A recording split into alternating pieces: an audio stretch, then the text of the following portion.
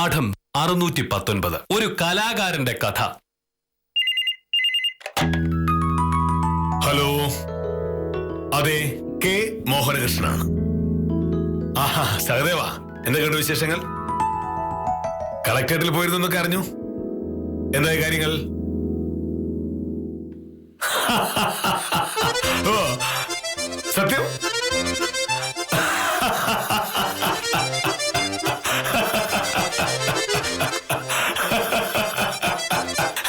സഹദേവം വെറുതെ സന്തോഷിപ്പിക്കാൻ വേണ്ടി പറഞ്ഞാലല്ലോ. എനിക്കറിയാം, കളക്ടർ പണ്ടേ അങ്ങനെയാ. എന്നോട് ഭയങ്കര വാത്സല്യമല്ലേ? അതെ അതെ. ആ, വേറെന്താ വിശേഷം?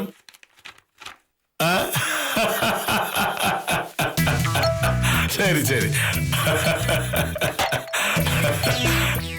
ഭാമേ, താലൂക്ക് ഓഫീസിലെ സഹദേവനെ വിളിച്ചത്. ഇന്നലെ തഹസീൽദാരും സഹദേവനും കൂടി കളക്ടർ കാണാൻ പോയി. പട്ടയവുമായി ബന്ധപ്പെട്ട പ്രശ്നങ്ങളാണ്. അവിടെ വെച്ച് തഹസീൽദാരോട് കളക്ടർ പറഞ്ഞു, ഇതൊക്കെ മോഹനേഷിനോട് സംസാരിച്ച പോലെ ആള് വളരെ മിടുക്കനല്ലേ എന്ന്. ജില്ലാ കളക്ടർ വില്ലേജ് ഓഫീസറെ പറ്റി ഇങ്ങനെയൊക്കെ പുകഴ്ത്തി പറയാന്ന് പറഞ്ഞാല് ചെറിയൊരു കാര്യമാണ്. അയ്യോ, അടുത്ത പ്രൊമോഷൻ ലിസ്റ്റ് വരുമ്പോ എന്റെ പേര് ഉറപ്പായിട്ടുണ്ടാവുമെന്നാണ് സഹദേവനും പറയുന്നത്.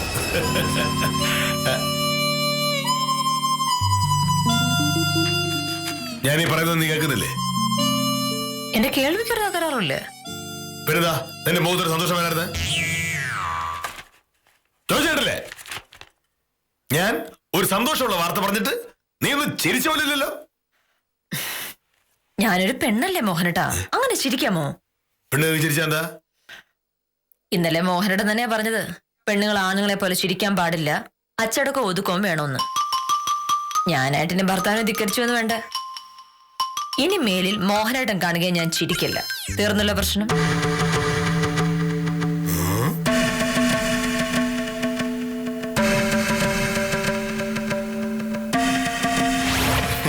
സത്യം പറയാലോ വക്കീലെ, സുന്ദരേശൻ ഇന്ന് രാവിലെ വന്ന് ശങ്കരൻകുട്ടി രക്ഷിക്കണേന്ന് പറഞ്ഞപ്പോ ഞാൻ ചിരിച്ചുപോയി. കഴിഞ്ഞ മാസം കേസ് കോംപ്രമൈസ് ആക്കാൻ വക്കീൽ നോക്കിയപ്പോ സുന്ദരേശൻ പറഞ്ഞത് ഓർമ്മയുണ്ടോ? ചന്ദ്രൻകുട്ടി, കാര്യങ്ങൾ ഇങ്ങനെയൊക്കെ ആവുമെന്ന് അറിയാവുന്നത് കൊണ്ടാണ് അന്ന് അധികം കാര്യങ്ങൾ പറഞ്ഞത്. അപ്പൊ സുന്ദരേശൻ അത് കേട്ടില്ല. എങ്ങനെ കേൾക്കും? സുന്ദരേശന്റെ ഒരു വക്കീലുണ്ടല്ലോ, പ്രകാശൻ, അയാള് പറഞ്ഞു, ഓരോ ഒത്തുതീർപ്പും വേണ്ട, സുന്ദരേശന് ഞാൻ നഷ്ടപരിഹാരം വാങ്ങിത്തരാം. കേസ് ഞാൻ തലകീഴായി മറിച്ചപ്പോ സുന്ദരേശന് മനസ്സിലായി നഷ്ടപരിഹാരം കിട്ടുകയുമില്ല, കയ്യിലിരിക്കുന്ന കാശ് പോവുകയും ചെയ്യുമെന്ന്. അതല്ലേ ഓടി ചന്ദ്രൻകുട്ടിയെ കാണാൻ വന്നത്. ഇതിപ്പോ വാദി പ്രതി ആയതുപോലുണ്ട് അല്ലെ ചന്ദ്രൻകുട്ടി? പിന്നല്ലാതെ.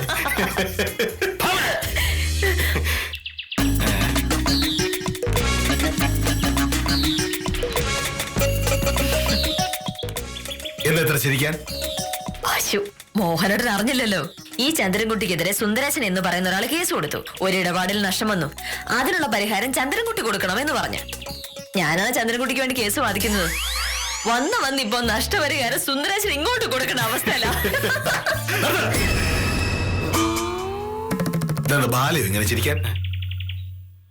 എല്ലാത്തിനും ഒരു പരിധിയുണ്ട്. ഒരു പെണ്ണാണ്. പെണ്ണുങ്ങൾ വർത്താനം പറയുമ്പോഴും ചിരിക്കുമ്പോഴും ഒക്കെ കുറച്ച് അടക്കം ഒതുക്കൊക്കെ വേണം. നിന്നെ ഇച്ചിരി നാട്ടുകാരെന്ത് വിചാരിക്കും? ചന്ദ്രൻകുട്ടി വന്നാലും സംസാരിച്ചോ? എനിക്ക് സ്ഥലം നോക്കൂ.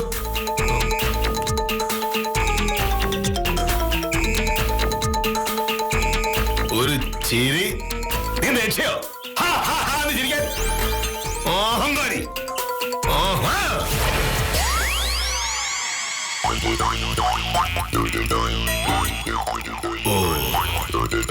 അതാണ് രാവിലെ മുതൽ മുഖം ഇങ്ങനെ ഇരുന്നത്.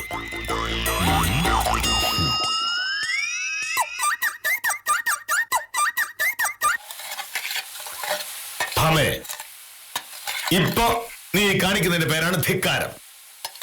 ഇന്നലെ പുറത്തു നിന്ന് വന്ന ഒരാളുടെ മുന്നിൽ വെച്ച് നീ നിലവിട്ട് ചിരിച്ചപ്പോ ഞാൻ ചെറുതായിട്ടൊന്ന് ഉപദേശിച്ചു, ഇങ്ങനെ നിയന്ത്രണമില്ലാതിരിക്കുന്നത് ശരിയല്ല എന്ന്. എന്റെ ഉപദേശം അനുസരിക്കുന്നതായി ഭാവിച്ചുകൊണ്ട് ഇപ്പൊ നീ എന്നെ ധിക്കരിക്കുകയാണ്. ഞാൻ ഒരു വഴക്കിനും വരുന്നില്ലല്ലോ, എന്നെ എന്റെ വഴിക്ക് വിട്ടേക്കൂ. അതെങ്ങനെ പറ്റും? ഇതൊരു വീടാണ്. ഇവിടെയുള്ള ഓരോരുത്തരും ഓരോ വഴിക്ക് പോകാൻ തുടങ്ങിയാൽ അതെങ്ങനെ ശരിയാവും? ഞാനിപ്പോ എന്താ വേണ്ടത് അത് പറ. ഞാൻ പറഞ്ഞ അനുസരിക്കണം. മോഹനേട്ടൻ പറഞ്ഞതാണ് ഞാൻ അനുസരിക്കുന്നത്. ഇനിമേലിൽ മോഹനേട്ടൻ കാണുകയും ഞാൻ ചിരിക്കില്ല. ഇനി ഒരിക്കലും ചിരിക്കരുത് എന്നല്ലല്ലോ ഞാൻ പറഞ്ഞത്. അത് ശരി. അപ്പൊ ഞാൻ ചിരിക്കേണ്ടത് എപ്പോഴാണെന്ന് മോഹനേട്ടൻ പറയും. അപ്പൊ ഞാൻ ചിരിക്കണമെന്ന്. അതിന് ശമ്പളം കൊടുത്ത് ആളെ നിർത്തിക്കോളാം, എന്നെ കിട്ടില്ല. പക്ഷെ നീ ഇങ്ങനെ ഗൗരവത്തിരുന്ന് എങ്ങനെ ശരിയാവും? മോഹനേട്ടൻ, നമ്മളെല്ലാവരും മനുഷ്യരാണ്. ചിരി വരുമ്പോൾ ഉറക്കെ ചിരിക്കുകയും സങ്കടം വരുമ്പോൾ കരയുകയും ഒക്കെ ചെയ്യുന്ന സാധാരണ മനുഷ്യര്. പക്ഷേ ആ സ്വാതന്ത്ര്യമൊക്കെ മോഹനേട്ടന് മാത്രം അവകാശപ്പെട്ടതാണ്. ഭാര്യ ചിരിക്കേണ്ടത് എപ്പോഴാണെന്ന് ഭർത്താവ് തീരുമാനിക്കുന്ന അവസ്ഥയൊക്കെ മാറിയിട്ട് വർഷം 100 കഴിഞ്ഞു. പക്ഷേ ആ മാറ്റം സമ്മതിച്ചു തരാൻ മോഹനേട്ടൻ തയ്യാറല്ലാത്തത് കൊണ്ട് ഞാനും എന്റെ വഴിക്ക് തീരുമാനം എടുത്തു. ഇനി മോഹനേട്ടൻ കാണുക ഞാൻ ചിരിക്കില്ല. ചുണയുണ്ടെങ്കിൽ എന്നൊന്ന് ചിരിപ്പിക്ക.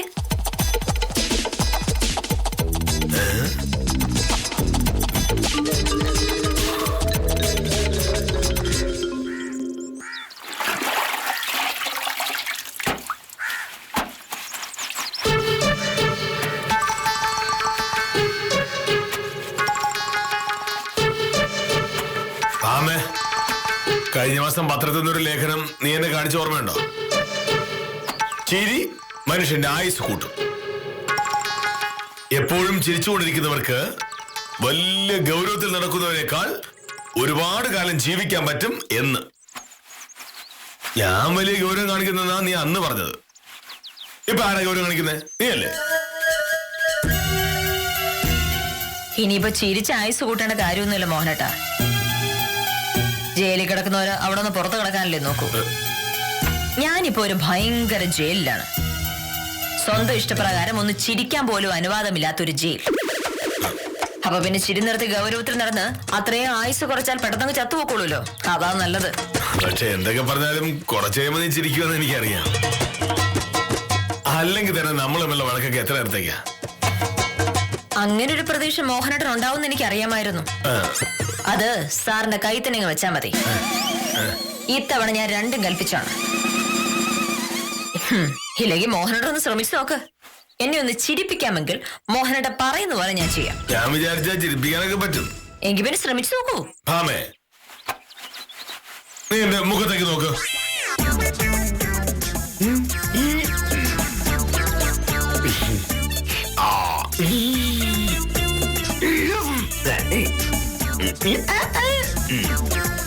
കാണിച്ചത് ഇവിടുന്നായത് നന്നായി.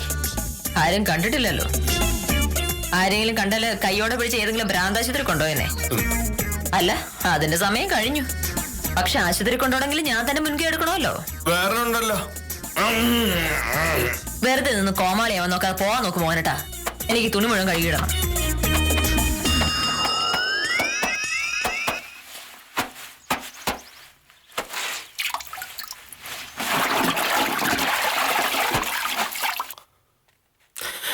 ഏറ്റില്ല. വേണ്ട.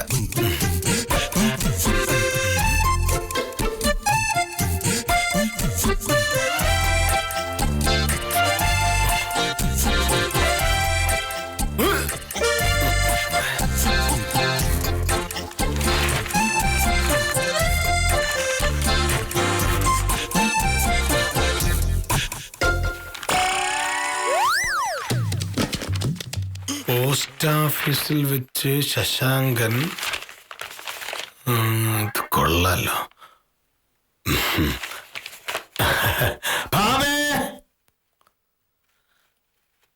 പോസ്റ്റ് ഓഫീസിലെത്തി ശശാങ്കൻ.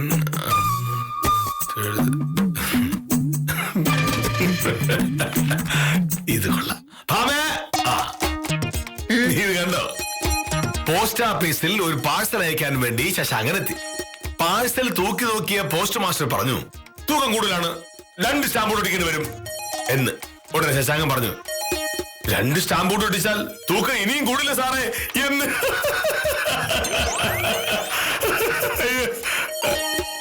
മോഹനേട്ടൻ വടക്കു നോക്കിയന്ത്രം എന്ന സിനിമ കണ്ടിട്ടുണ്ടോ? ആ സിനിമയിൽ ഭാര്യയെ ചിരിപ്പിക്കാനായി ശ്രീനിവാസന്റെ കഥാപാത്രം ഏതോ ഒരു വാരിക വായിച്ച് ഇതുമാതിരി എന്തോ വളിപ്പ് പറയുന്നുണ്ട്. ആ കഥാപാത്രത്തിന് വട്ടായിരുന്നുവെന്നാണ് സിനിമയുടെ കഥ. ഇവിടെയും ഇപ്പോൾ കാര്യങ്ങൾ ഏതാണ്ട് ആ വഴിക്ക് തന്നെയാണ് പോകുന്നത്. സത്യഭാമയെ ചിരിപ്പിക്കാൻ ഇതൊന്നും പോര സാറേ. അപ്പൊ എങ്ങനെ, ഞാൻ പോട്ടെ?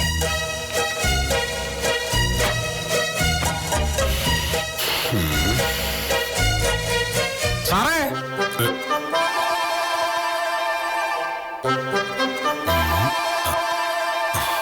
നമസ്കാരമുണ്ട് സാർ.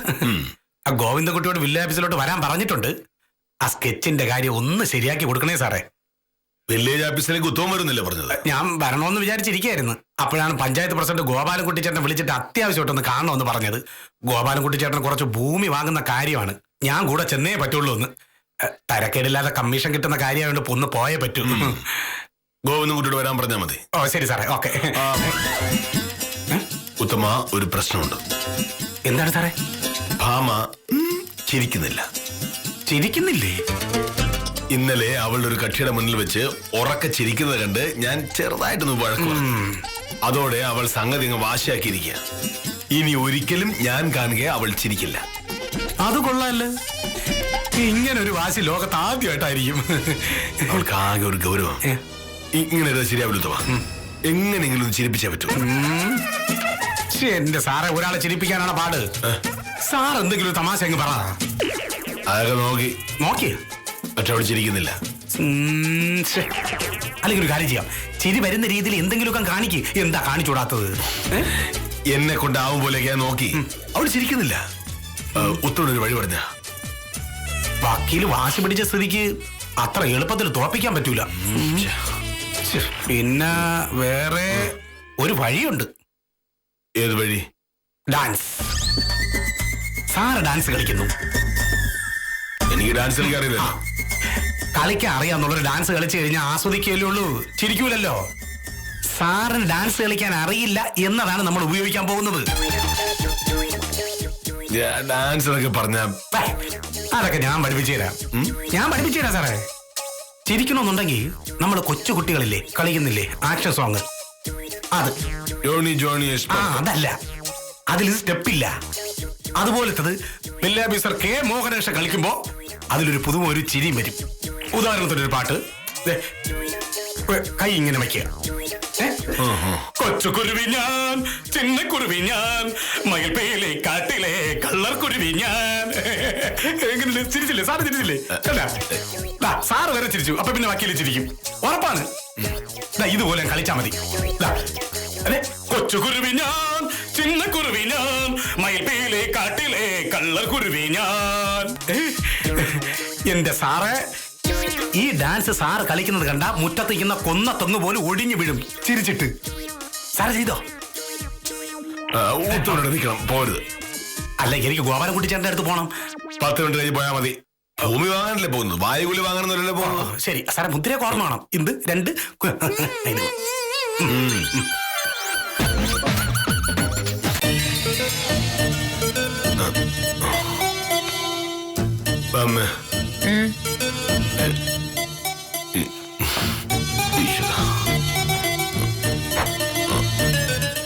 ഭൂമി വന്നല്ലോ. ചിന്നക്കുരുവി ഞാൻ, കൊച്ചുകുരുവി ഞാൻ, മയിൽപീലി കാട്ടിലെ കൊച്ചുകുരുവി ഞാൻ, ചിന്നക്കുരുവി ഞാൻ, ചെറിയ കുരുവി ഞാൻ, മയിൽപീലി കാട്ടിലെ ചിന്നക്കുരുവി ഞാൻ, ചിന്നക്കുരുവി ഞാൻ. കഴിഞ്ഞൊന്ന് പുറത്തു പോയേക്കുള്ള. ഈ ഷർട്ടും കൂടെ തേച്ചിട്ട് വേണം മോഹനേട്ടൻ ആഫീസിൽ പോവാൻ.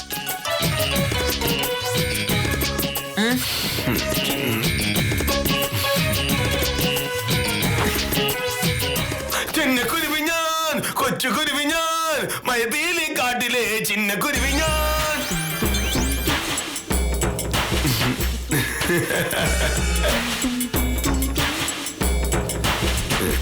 എന്ത് തേച്ചാ?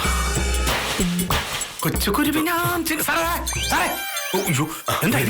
എന്തായി സാറേ? അവള് മൈൻഡ് ചെയ്യില്ല. Sir dance കളിച്ചില്ലേ? ഡാൻസ് കളിച്ചു, പക്ഷെ ആരും ഇരിക്കാൻ. ഡാൻസ് കളിച്ചു കഴിഞ്ഞപ്പോ ചോദിക്കുക തീർന്നു. സാറിന്റെ ഡാൻസ് കണ്ടിട്ട് ചിരിച്ചില്ലേ പിന്നെ എന്തോന്ന് വഴി മുദ്രയെ കറക്കായിരുന്നില്ലേ? ചിന്നക്കിളിവ് ഞാൻ കൊച്ചു ഇങ്ങനെയൊക്കെ കാണിച്ചു. എന്നിട്ട് ചിരിച്ചില്ലേ? ഉത്തമൻ ചിരി വന്നോ? വഴിയുണ്ട്. ഒരു കാര്യം ചെയ്, സാറ് ചെന്നിട്ട് വക്കീൽ ഇങ്ങോട്ട് പറഞ്ഞു വിട്. എന്നിട്ട് സാറ് തന്നെ ചിരിപ്പിക്കണമെന്നില്ലല്ലോ, ഞാൻ ചിരിപ്പിച്ചാ പോരെ? വക്കീല് ചിരിക്കുന്നത് സാറ് കണ്ടാ പ്രശ്നം തീരുമല്ലോ. അത് മതി. പക്ഷെ ഉത്തമൻ അങ്ങനെ ചിരിപ്പിക്കും. അതൊക്കെ എനിക്ക് വിട്ടു തന്നേരും സാറേ. ഞാൻ വിചാരിച്ച ചിരിക്കാത്ത ഒരൊറ്റ മനുഷ്യ ഈ പഞ്ചായത്തിലില്ല. വക്കീലിനെ ഇങ്ങോട്ട് വിളിക്ക്. ഒരു കേസിന്റെ കാര്യം പറയാൻ ഞാൻ വിളിക്കുന്നു എന്ന് പറഞ്ഞാൽ മതി. ചെല്ല് സാറേ, ബാക്കി ഞാൻ ഏറ്റു.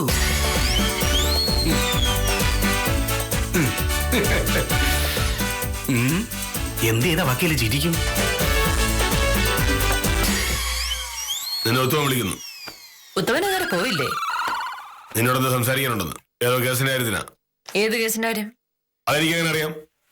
അതറിയാൻ നമുക്ക് ഉത്തമനോട് ചോദിക്കണം.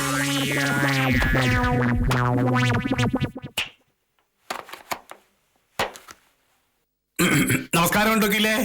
എന്ത് കേസ് ഉത്തമ? വക്കീലെന്ന് ഭയങ്കര ഗൗരവത്തിലാണല്ലോ. അത് ഉത്തമന്റെ പ്രശ്നമല്ലല്ലോ. ഉത്തമൻ എന്നെ അന്വേഷിച്ച കാര്യം പറ. സത്യം പറയല്ലോ വക്കീലെ, കേസിന്റെ കാര്യമൊന്നും അല്ല. വക്കീലിനോട് സാറ് കേൾക്കാതെ ഒരു കാര്യം പറയാനുണ്ടായിരുന്നു. അതുകൊണ്ട് കേസിന്റെ കാര്യമൊന്നും ഞാൻ വെറുതെ പറഞ്ഞല്ലേ. എന്ത് കാര്യം? 2 ആഴ്ചക്ക് മുമ്പ് വില്ലേജ് ഓഫീസിൽ ഒരു സംഭവം ഉണ്ടായി. ഇന്നലെ വൈകിട്ട് ശിശുപാല സാറ് പറഞ്ഞപ്പോഴ കാര്യങ്ങളൊക്കെ ഞാൻ അറിയുന്നത്. വക്കീലത് കേട്ടാ ഞെട്ടിപ്പോവും. എന്താ സംഭവം? അതായത് നമ്മുടെ സ്വയംപ്രഭ സാറുണ്ടല്ലോ, സ്വയംപ്രഭ സാറിന് കല്യാണാലോചനകളൊക്കെ ഒരുപാട് വരുന്ന സമയമാണല്ലോ. കഴിഞ്ഞ മാസം സ്വയംപ്രഭ സാറിന് പെണ്ണ് കാണാൻ ഒരു കൂട്ടര് വന്നു. ചെറുക്കന് വലിയ ബിസിനസ്സാ, ഇഷ്ടംപോലെ കാശുണ്ട്. പക്ഷെ വലിയ വിവരമൊന്നുമില്ല. സംസാരിച്ച് വന്നപ്പോ സ്വയംപ്രഭ സാറിന് അത് മനസ്സിലായി. പക്ഷെ പ്രഭ സാറിന്റെ വീട്ടുകാര് കല്യാണം നടത്തിയാൽ കൊള്ളാം എന്ന ഭാവവും. ഒടുവിൽ രക്ഷപ്പെടാൻ സ്വയംപ്രഭ സാറ് ഒരടവ് കണ്ടുപിടിച്ചു. ചെറുക്കനും ചെറുക്കന്റെ കൂടെ വന്നവരും ചായ കുടിച്ചുകൊണ്ടിരിക്കുന്ന നേരം മുഴുവനും പ്രഭ സാറ് മോഹനേഷ സാറിനെ പറ്റി വാതോരാതെ വർത്താനം പറഞ്ഞുകൊണ്ടേയിരുന്നു. മോഹനേഷ സാർ ബുദ്ധിമാനാണ്, നല്ല മനുഷ്യനാണ്, സുന്ദരനാണ് എന്ന് പറഞ്ഞു തുടങ്ങി സാറിനെ പുകഴ്ത്താൻ ഇനി ഒന്നും ബാക്കിയില്ല. സാറിന്റെ കണ്ണ് കാണാൻ ഭയങ്കര ഭംഗിയാണ്. മീശ കണ്ടാൽ രോമാഞ്ചം വരും, മൂക്ക് കണ്ടാലോ പ്രേമം തോന്നും. കവളുകൾ കാണുമ്പോൾ പലപ്പോഴും സ്വയംപ്രഭ സാറിന് ഒരു ഉമ്മ കൊടുക്കാനൊക്കെ തോന്നിയിട്ടുണ്ടെന്ന് പറഞ്ഞു. സ്വയംപ്രഭ സാറ് കാര്യങ്ങളൊക്കെ പറഞ്ഞപ്പോ ചെറുക്കനും കൂട്ടരും സ്ഥലം വിട്ട്. പിന്നെ പ്രഭ സാറിന് ഒരു അമ്മാവനുണ്ട്. ഇയാൾ വഴിയിൽ വെച്ച് മോഹനേഷ് സാറിനെ കണ്ടപ്പോ ഇനി പറയാൻ ചീത്ത ഒന്നുമില്ല. മര്യാദയ്ക്ക് നടക്കുന്ന പെണ്ണുങ്ങളെ വഴിതെറ്റിക്കുന്ന വൃത്തികെട്ടവനാണ് സാർ എന്ന് നാട്ടുകാര് കേൾക്ക പറഞ്ഞു കളഞ്ഞത്രേ. നമ്മുടെ മോഹനേഷ് സാറേ, ആരെങ്കിലും ഇത് കേട്ട ചിരിക്കാതിരിക്കും. അതും കേട്ടോണ്ട് സാർ ഓഫീസിലോട്ട് ചെന്നിട്ട് സ്വയംപ്രഭ സാറിനോട് ഒരു ഒറ്റ ചോദ്യം. സ്വയംപ്രഭേ, എന്നോട് പ്രേമമാണെന്ന് പറഞ്ഞത് ശരിയാണോ എന്ന്. സ്വയംപ്രഭ സാറ് അവിടെ നിന്നൊന്ന് കുണുങ്ങി. എന്നിട്ട് കാലുകൾ കൊണ്ടുതാ ഇങ്ങനെ ഒരു കളമൊക്കെ വരച്ചിട്ട് സാറിന്റെ കണ്ണുകളിലേക്ക് ഇങ്ങനെ സൂക്ഷിച്ചു നോക്കി. എന്നിട്ട് ഞാൻ പറയാം. പറഞ്ഞില്ല ബാക്കി. ഉത്തമനെന്തിനാ അതൊക്കെ അവളോട് പറഞ്ഞത്? പിന്നെ പറയാതെ. എന്തായാലും ഇത്രയും നല്ലൊരു തമാശ ഞാൻ അടുത്ത കാലത്തൊന്നും കേട്ടിട്ടില്ല. ഇതിലെന്താ തമാശ? സ്വയംപ്രഭ എന്നോട് പ്രേമമാണെന്ന് പറഞ്ഞതല്ലേ ഭാമ കരുതുന്നത്? അല്ല, അതിപ്പോ സാറിന്റെ കണ്ണുകളിലേക്ക് നോക്കി പ്രഭ സാർ പറഞ്ഞല്ലോ, സാറിനെ പോലുള്ള ഒരു മുരടനെ പ്രേമിക്കുന്നതിനേക്കാൾ നല്ലത് അറബിക്കടലിൽ പോയി ചാടുന്നതാണ് എന്ന് പറഞ്ഞില്ലേ? അത് ഞാൻ പറയാൻ വരികയായിരുന്നു. അതല്ലേ ഇതിന്റെ ഏറ്റവും വലിയ ഹൈലൈറ്റ് കോമഡി എന്ന് പറയുന്നത്. പക്ഷെ ആ കോമഡി പറഞ്ഞില്ലല്ലോ. അല്ല, അത് പറയാൻ വക്കീൽ ആ സമയത്ത് നിന്നില്ലല്ലോ. സഹായിക്കാൻ വന്ന് കുടുംബം കുളന്തോണ്ടാണെന്നോ നീ? ഞാൻ പറയാൻ വേണ്ടി വന്നതാണ്, പറഞ്ഞില്ലല്ലോ. ഗോവിന്ദൻകുട്ടിയുടെ സ്കെച്ച് ഇല്ല, വേണ്ട. സാറ് പറയാൻ പറ്റാത്തോണ്ടാണത്.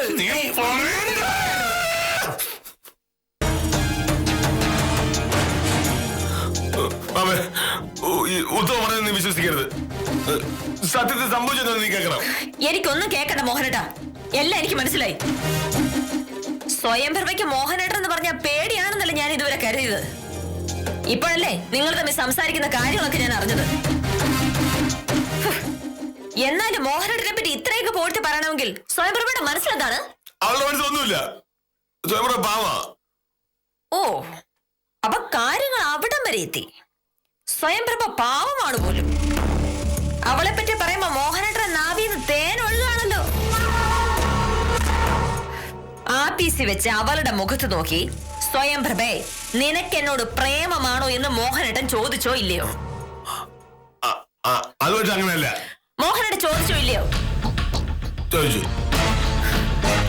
ഒരു സ്ത്രീയുടെ മുഖത്ത് നോക്കി ഒരു പുരുഷൻ എന്നോട് പ്രേമമുണ്ടോ എന്ന് ചോദിക്കുന്നത് എപ്പോഴാണ്?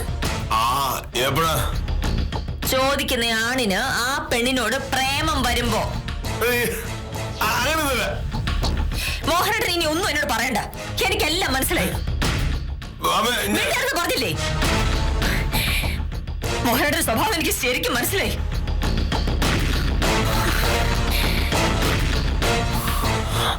ഈശ്വര, നീ എന്ത്